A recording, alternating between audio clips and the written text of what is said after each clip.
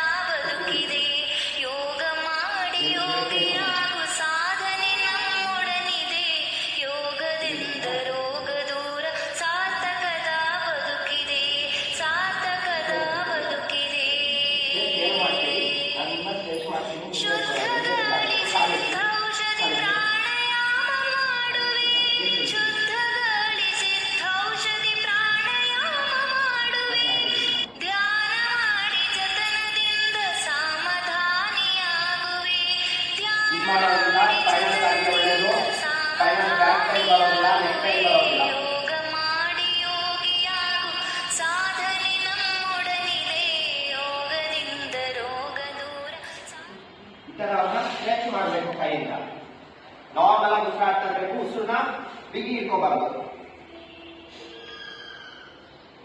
ಈ ಲೈನ್ ಆಗಿ ಸ್ಟ್ರೆಚ್ ಮಾಡಬೇಕು. ಈ ತರ ಎಲ್ಲರೂ ಮಾಡಿಸ್ತೀನಿ ಈಗ.